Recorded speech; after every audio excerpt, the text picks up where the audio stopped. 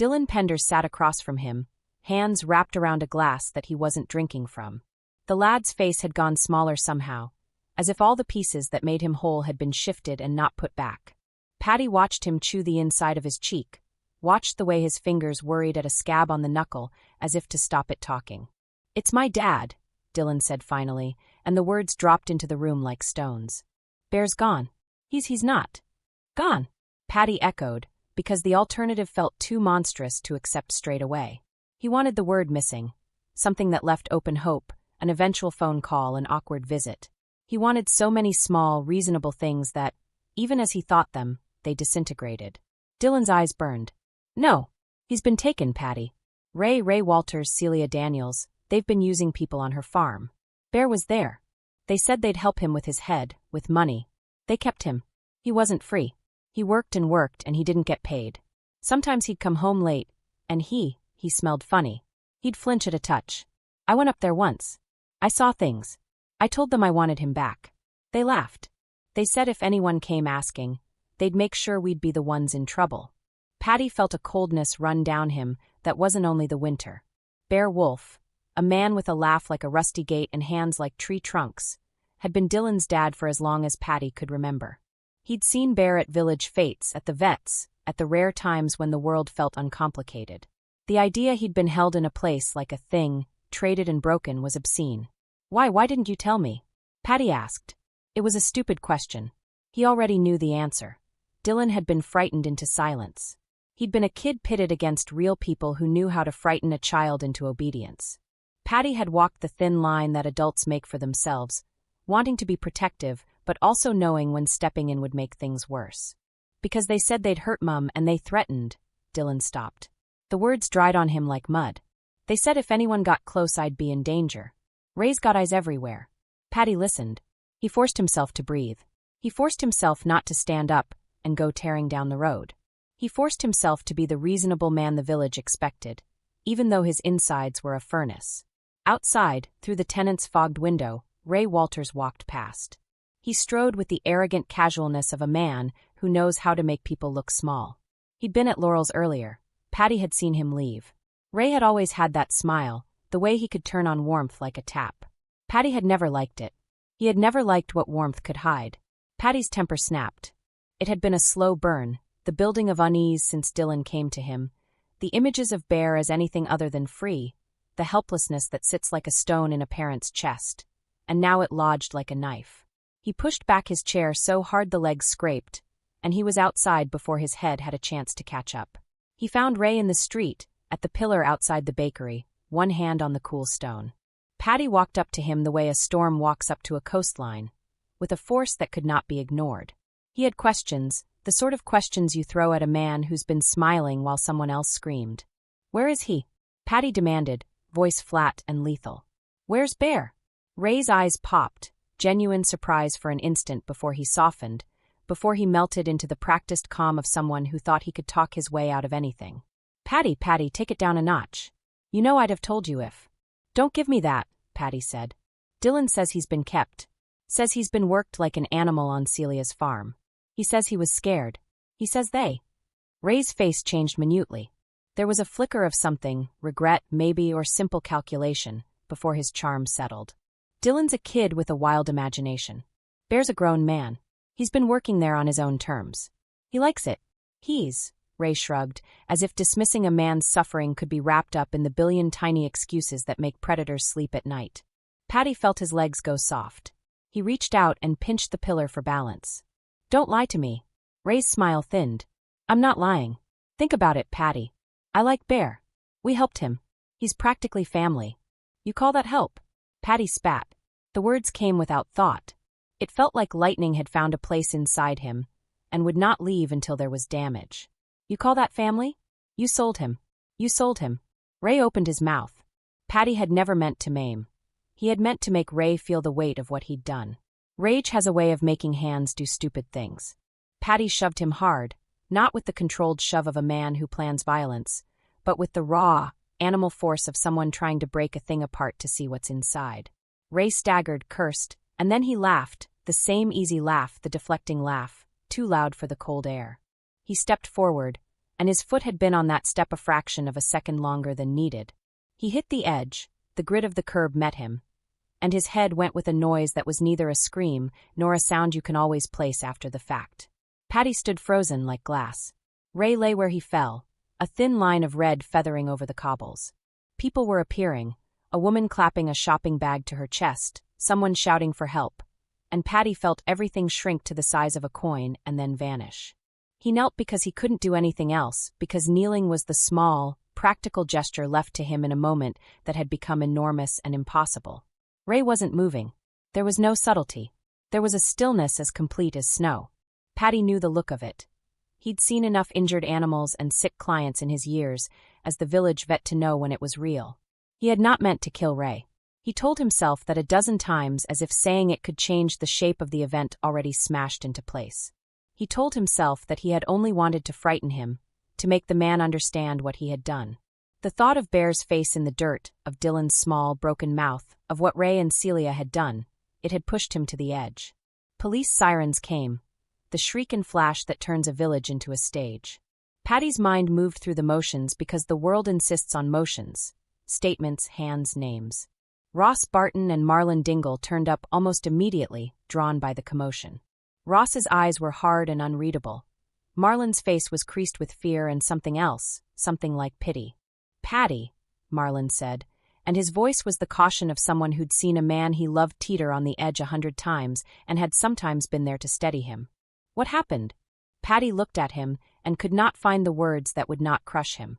He wanted to tell them about Dylan's confession, about Bear's flinches, about Knight's Ryan Ray, had smiled as if nothing had to change.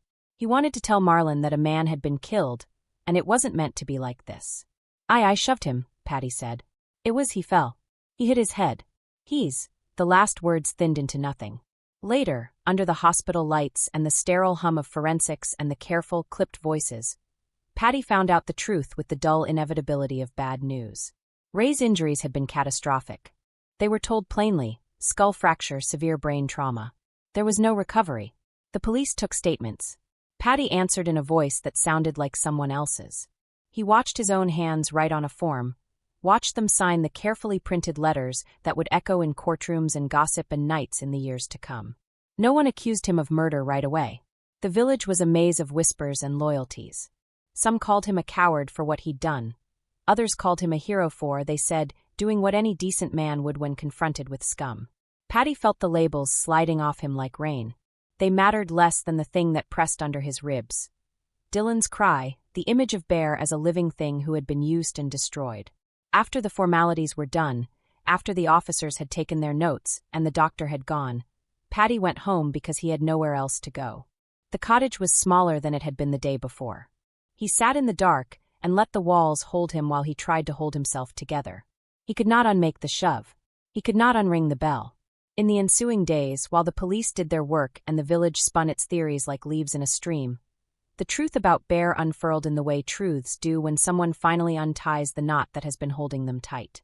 Dylan, emboldened by the chaos of Ray's death and unmoored by the knowledge that the man who'd been a father to him was gone, finally told all. He told of late nights and locked doors, and the way Celia watched their movements like a hawk. He told of the men who came and left with silence and payments. He told of the way Bear had been changed. The story pressed itself into ears and hearts until people who had once shrugged now felt something like fury. Celia Daniels was not a woman who took kindly to being exposed. She denied everything at first, smooth words and tariffs of charm, and when the weight of evidence began to tilt, she found herself unraveling in ways that made the air around her dangerous. She lashed out at the people who had discovered her, then at her own conscience, if she had won. It was Ross who found the clue that turned rumor to fact.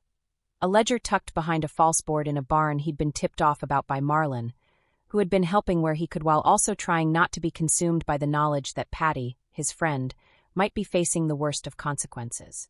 The ledger named dates, names, payments, a ledger of people reduced to numbers. Beside some names, there were scribbles that looked like explanations or excuses. Beside Bear's name, there was a neat notation and then, in a different hand, a date.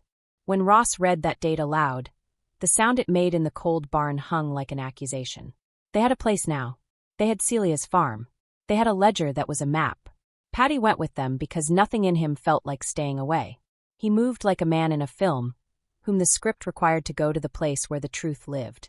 The farm smelled like straw and oil and something older, the smell of secrets left in the dark for too long.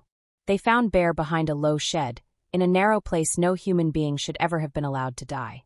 He had been wrapped clumsily in a tarp, some of it torn. There were bruises that spoke in shadow and color of blows given with hands and tools. His eyes were closed.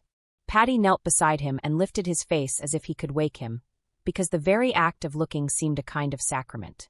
The face that looked back at him was the face of the man he had known, bigger, softer, smaller than the memory, and the knowledge that Bear had been taken from the world like a thing to be discarded made the air taste metallic in his mouth. Paddy's knees found the earth, and he let the sobs come then. He let them tear out of him like roots. He pressed his forehead to Bear's as if in apology for every moment he had not known, for a shove that had become a death, for the times he'd smiled and pretended all was well. There was no magic in apologies, there were consequences. There were morgues and courtrooms and restless nights. The investigation into Ray's death widened. Paddy was arrested and released on bail.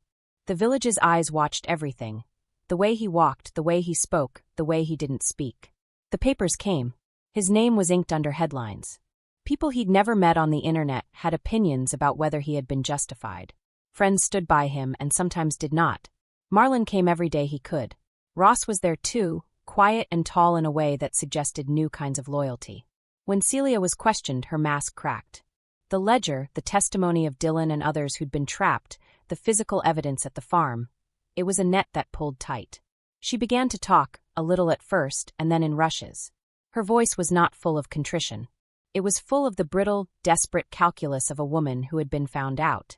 She didn't mean, Ross said one afternoon, as they sat in the gray light of Paddy's kitchen, watching the rain make the world into a sheet of water. She said it was an accident. That Bear, that he fell. That it wasn't like they'd planned to. Paddy's laugh was a small, ugly sound. Accident, he echoed. Like my push was an accident. Life's full of accidents, isn't it? They found Bear's body taken back to the hospital. An eventuality that made the whole thing feel unbearably neat. There were autopsies and coroner's reports and phrases like defensive wounds and evidence of restraint. Each phrase listed the meaning of the violence. Each phrase stacked on top of the other like stones. People wanted answers. The law wanted someone to hold. Paddy had taken a life, unintended, but real. Celia had taken Bear's freedom and left scars no apology could smooth. Ray's death had been a moment's shove and an eternal consequence. The village had been shattered into shards that each reflected the truth in their own way. At Bear's funeral, the church was crowded with people who had known him as a man of simple pleasures, and with people who knew the darker truth too. Dylan read a passage. His voice wobbled, but it was steady, and in it was the ache of a boy who had lost a parent in parts, and then all of him. Paddy stood at the back, because he could not take the front. He felt like a man trying to stand inside a shard of glass. He wished he could take it back. He wished he could change the sequence of events into any other set of choices. He wished for another kind of justice, one that could fold the world back into what it had been. But the world was not reversible. It was forward-moving and cruel in that singular way that makes us live with the marks left on us. Paddy had done a thing. He had killed a man, even if not with intent. He had also exposed a whole rotten place where people were used. He had, in his violent way, broken an engine of harm. The line between justice and sin blurred so often now it looked like fog. Days turned into weeks. The police kept their cards close, but their case grew firmer. Witnesses came forward. Celia's involvement became harder to deny. For all the village chatter that spun like cobwebs, the law works in its slowness, and sometimes it catches the right fish in the right net. Ray's death would have to be answered for. So would the farm, Celia's ledger, the men who had had hands in Bear's life and gone unpunished. Thanks for watching. Don't forget to like, comment, and subscribe to Emmerdale Echoes.